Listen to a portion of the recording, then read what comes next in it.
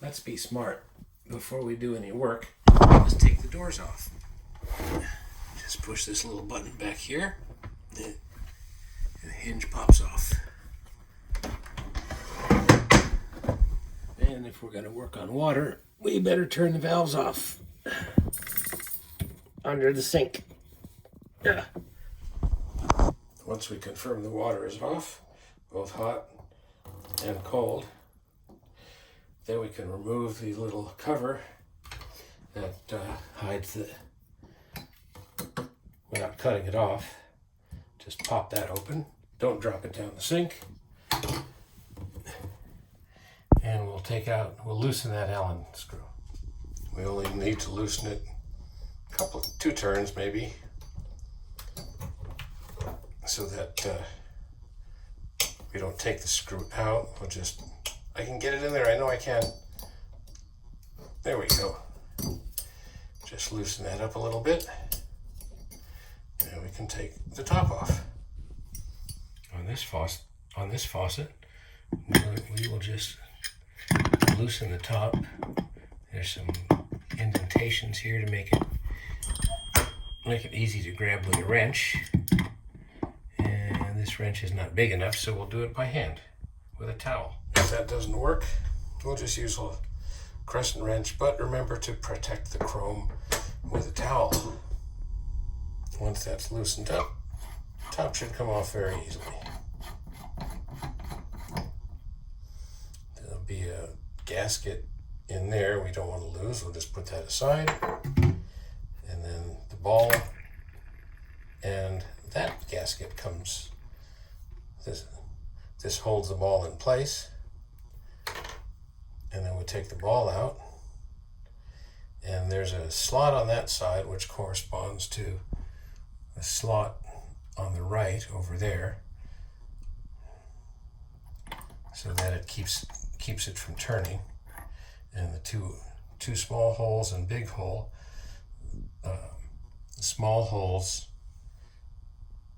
go to the hot and cold water, and the big hole is where the water goes out. We're going to take out the old springs and the old washers. There's one, and its corresponding spring, and we'll just replace it with new parts completely. Springs are probably good, but we'll just replace them all because they come together in a kit.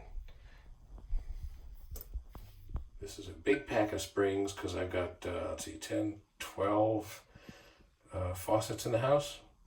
So, and this only cost a couple of bucks, and you don't need to replace these maybe once every 10, 12 years. So I'm good. Just buy a small. Get these ready to go on. The spring has a big side which goes down, and the gasket goes on the small side.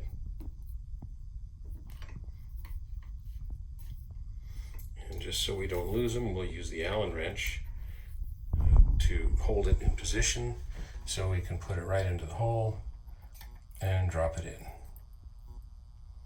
Then you'll have to use your finger to make sure that the washer seats all the way into the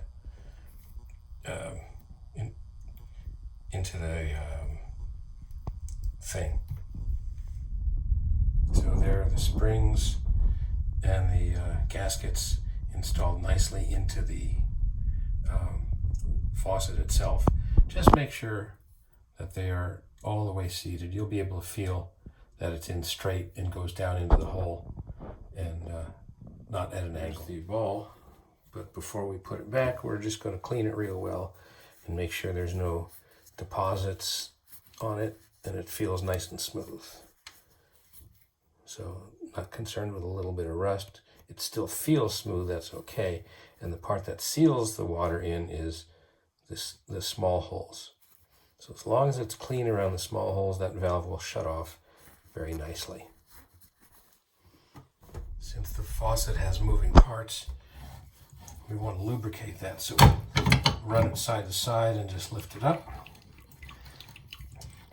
And we're going to put some waterproof grease on there, just a little tiny bit. And you probably want to wear gloves when you're doing this, because since it's waterproof, you can't wash it off. We've got a rubber O-ring at the bottom and at the top between where the water comes out of the valve, and that's what we want to get some lubrication on it. You can see a little bit of sediment on there, so we're going to wipe this off so that it's nice and clean. Then we'll put some grease on it.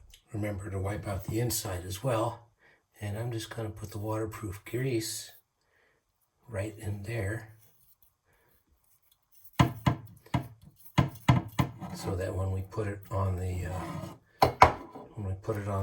on the rubber, it slides nice and easily. The faucet base doesn't move a whole lot, so it's not that important. The ball here is what seals against the rubber gaskets, so this is where we want to get that grease. It doesn't take a lot, we just want to be able to coat the whole surface. So when it goes in there, I'm out of camera there. So when it goes in there, it's nice and slick, and that'll help keep the gaskets from wearing out too. To put it back, we line up the pin on the right side into that slot, and it feels real nice. It feels real nice. That'll be great when the top goes on. This is the retainer that holds the ball in place, and we'll throw a little waterproof grease on that too. So that'll make everything nice and slick. When we put the retainer on, you notice there's a little slot here on one side, and line up that pin with the slot.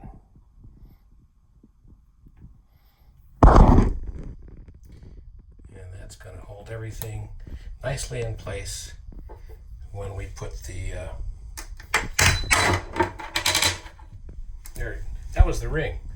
So when we put that on, wait, what are we missing? We need the valve. We need the faucet itself. I greased up the faucet on the inside, so we'll slide that down.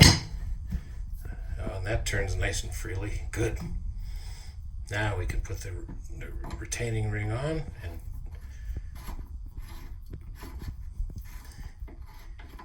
you can see I back off a little bit so the threads line up and we don't cross thread it. And we'll just use a towel, and we'll be able to tighten that in place with two hands on that towel. Good rubber gloves are also another way to get your hand on this to make it tight. These gloves are rubber coated on the front, so I get a really good grip. The work of holding the water in is the springs of the rubber gaskets. So getting this super, super tight is not important, but good and tight makes it nice. Now, with all the grease in there, the faucet moves very, very easily. This is really nice. It feels good, nothing's binding. We're ready to put it together. So, put the top back on.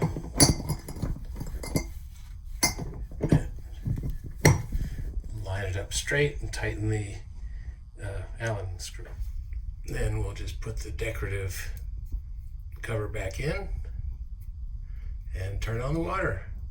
Wait, before we turn on the water, look how nicely this moves. Just so silky smooth.